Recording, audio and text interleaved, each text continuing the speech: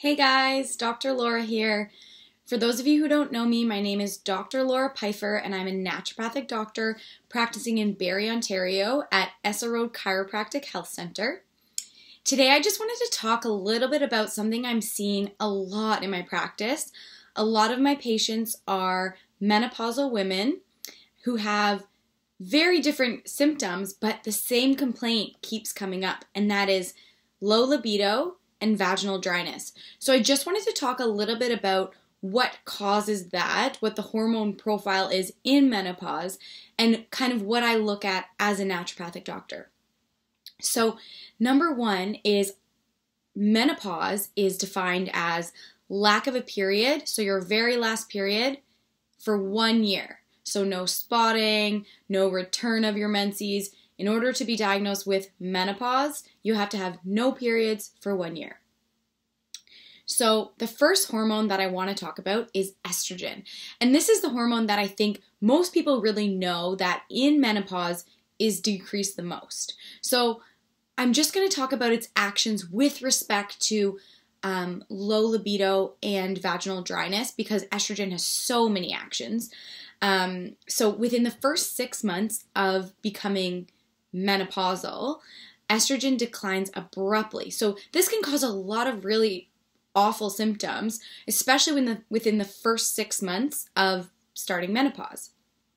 So estrogen is responsible for maturation of the vagina, thickening of the vaginal tissues, as well as vaginal lubrication.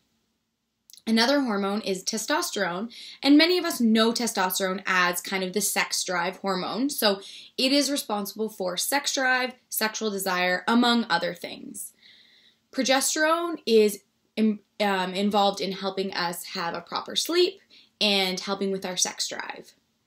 And then in menopause, we know a lot of these hormones are decreased or changed. So this leads to the two symptoms I'm going to talk about, vaginal dryness and low libido. So starting with low libido, it's a really concerning symptom because it's one of the most common complaints in midlife from women. And that's really concerning because sexuality doesn't have an age range and no area in the human lifespan says that we need less sexual pleasure. The human body always desires sexual pleasure. So when we have this decrease in libido, we have this low libido in women, this can really have a huge impact on these women's quality of life. So as a naturopathic doctor, that's where I'm concerned, as I want these women to have the highest quality of life that they can, and that involves increasing and improving their libido. So there are a few causes, more than a few causes, for low libido in menopausal women. But that's why it's so important to look at the entire picture, look at the entire causes, and see where to treat as a naturopathic doctor. It isn't as simple as just going to the health food store and buying something for your libido. And you'll see why in a second when I talk about the causes. So number one cause can be elevated cortisol. So I do want to take, I've spoken about estrogen, testosterone, and progesterone, but I do want to take a second to talk about cortisol. So cortisol is really important to talk about, I think, in every circumstance because this is our stress hormone. This is released by our adrenal glands, which are two glands that just sit on top of the kidneys. And this is when we get stressed or kind of basically in chronic stress, our cortisol levels can be high, chronically high, or they can be just imbalanced. So we do have a normal cortisol curve where our cortisol is supposed to come throughout the day. But that can be disrupted by a number of things. And now we're in a time where a lot of us have desk jobs, a lot of us have high stressors that are constantly there. So a lot of people deal with cortisol imbalance of some kind.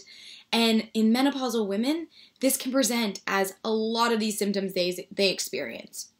So cortisol is made from cholesterol and it's produced by the adrenal glands.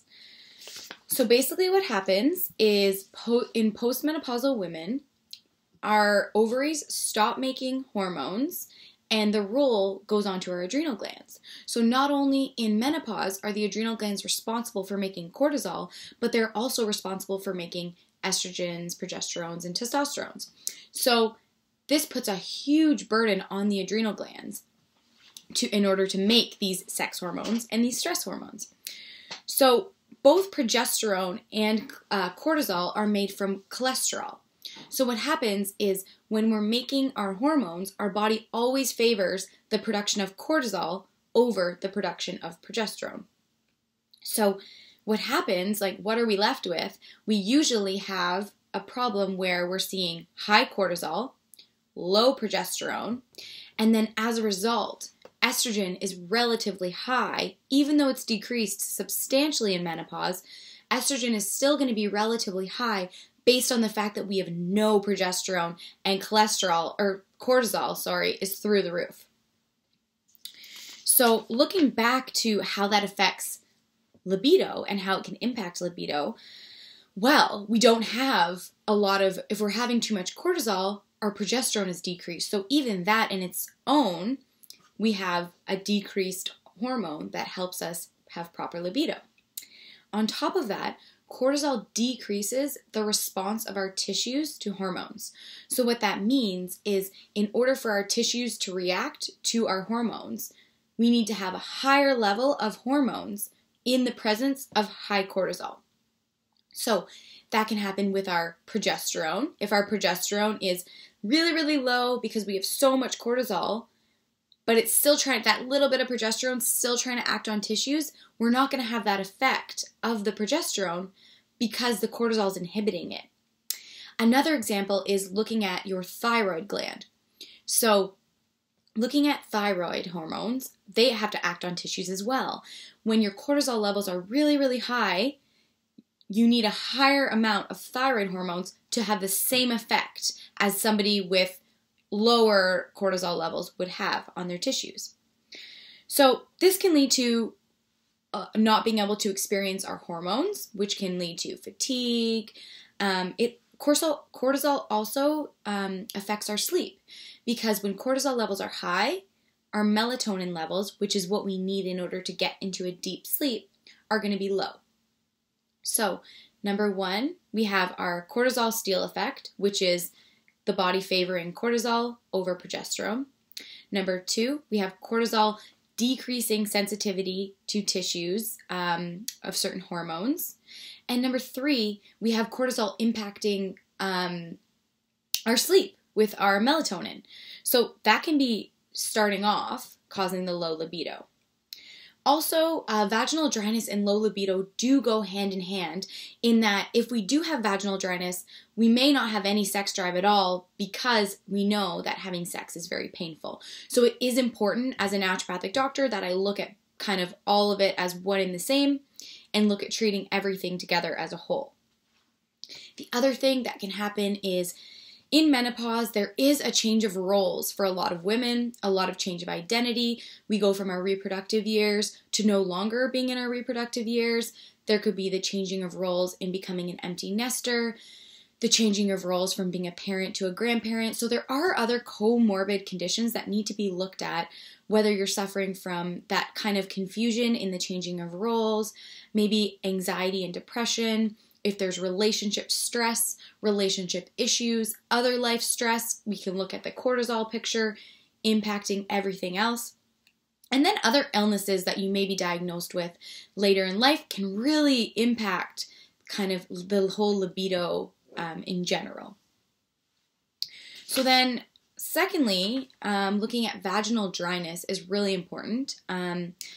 50% of women within the first 3 years of menopause have this complaint. So this is a huge, huge number of people who are dealing with this vaginal dryness. And not only does it impact them, but it impacts their partner and their quality of life as well, as they aren't able to have sexual intercourse or they're not able to enjoy sexual intercourse like they used to. So some symptoms of this vaginal dryness are obviously dry, irritated vaginal tissues, painful intercourse, the sensation of itching, and it's good to always get a pelvic exam from your doctor or your naturopathic doctor just to make sure everything is kind of good. You can have them take a look at the tissues to see if there's a little bit of atrophy in the tissues and to just see what else may be going on. So when it comes to vaginal dryness, the most prominent hormone that impacts it is estrogen. So like I had said before, estrogen plays a large role in vaginal moisture, but also estrogen is responsible for increasing the blood flow to the vagina, to the clitoris, and to that whole entire area. So decreased estrogen decreases the blood flow. On top of that, if we have decreased blood flow to the vagina and all of the vaginal structures, then that means that we have decreased oxygen. So this can also result in a changing of what's called the vaginal flora. So like we have in our stomach, we also have a vaginal flora, which is the mixture and the combination of good and bad bacteria. They should always be balanced, having the good bacteria balance out more. But as we have less oxygen, we have less survival of some of that good bacteria. So we can have a change in the pH of the vaginal canal, and good bacteria that isn't being created that could be there. So that can lead to some of that irritation that women experience with kind of intercourse. Also, lack of estrogen causes the vaginal skin to thin, and that can kind of cause pain and tearing and things like that. There's also less elasticity of the vaginal tissues, so that's going to be harder for the tissues to stretch. So again, that can cause pain, especially with insertion, penile insertion. And then there's other anatomical changes, which include reduced size of the labia, shortening of the vaginal canal, along with shrinkage of the introitus, which is actually the opening of the vaginal canal. So you can see why it is very important to look at everything when it comes to vaginal dryness and low libido, and it isn't always just as easy as getting a lubricant or getting a supplement from the store. It is always important to kind of look at things in the whole picture, and that's what I do as a naturopathic doctor. So thanks for listening. If you have any questions, don't hesitate to reach out. Remember to like my Facebook page, Dr. Laura Pfeiffer, naturopathic doctor, and you can always check out my website, www.laurapfeiffer.com, and follow my Instagram at drlauraND. Thanks for listening.